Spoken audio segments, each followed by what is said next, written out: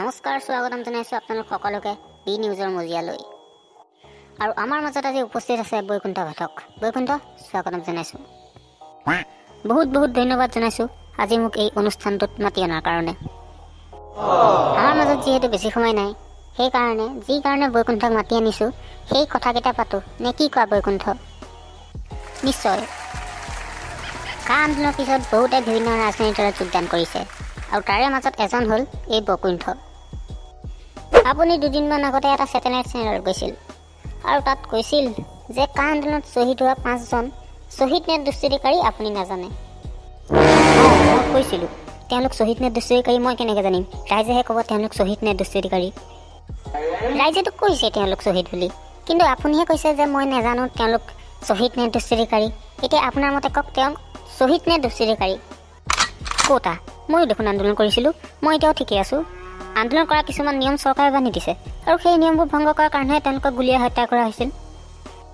সেইকাৰণে তেওঁলোক মই দুষ্কৃতিকাৰী নে শ্বহীদ নাজানো বুলি কৈছোঁ। মানে আপুনি ইনডাইৰেক্টলি ক'ব খুজিছে তেওঁলোক দুষ্কৃতিকাৰী। মইনো কেতিয়া তেওঁলোকক দুষ্কৃতিকাৰী বুলি ক'লোঁ? মই কৈছোঁ যে তেওঁলোক শ্বহীদ নে দুষ্কৃতিকাৰী সেইটোহে নাজানো বুলি কৈছোঁ মই। আপোনালোক ঠিক আছে, তেন্তে আপুনি মোক এটা কথা কওক, অসম আন্দোলনত শ্বহীদ হোৱাসকল আপোনাৰ মতে তেওঁলোক শ্বহীদ নে দুষ্কৃতিকাৰী? সেইটোনো আৰু সুধিব লগা কথা হ'লনে? তেওঁলোকতো নিশ্চয় শ্বহীদ। তেনেহ'লে আপুনি এটা আন্দোলনৰ মৃত্যু হোৱা লোকসকলক আপুনি শ্বহীদ বুলি কৈছে আৰু আন এটা আন্দোলনৰ মৃত্যু হোৱা লোকসকলক আপুনি শ্বহীদ নে দুষ্কৃতিকাৰী মই নাজানো বুলি কৈছে। আপুনি ইয়াত কি কথা কৈছে বাৰু? কাৰণ অসম আন্দোলনত সকলো মানুহেই ওলাই আহিছিল, কিন্তু কা আন্দোলনততো সকলো মানুহ ওলাই অহা নাছিল।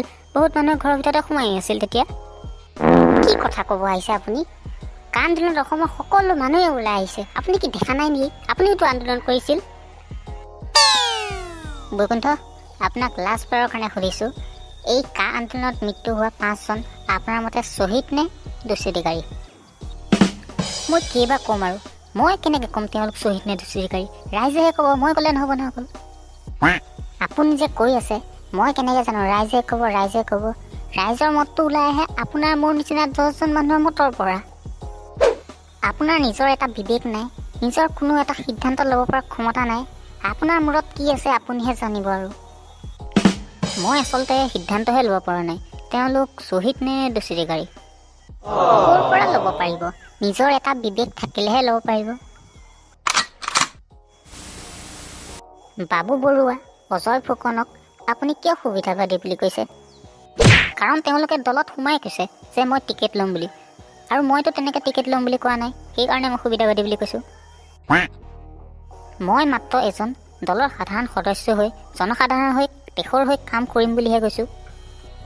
তেনেহ'লে আপোনাৰ মতে যিসকল লোক টিকেট লৈ ইলেকশ্যন খেলিম বুলি ভাবিছে তেওঁলোক সুবিধাবাদী, আৰু যিসকলে টিকেট ল'ম বুলি দলত যোৱা নাই তেওঁলোক আপোনাৰ মতে ভাল সুবিধাবাদী নহয়, হয় নহয়?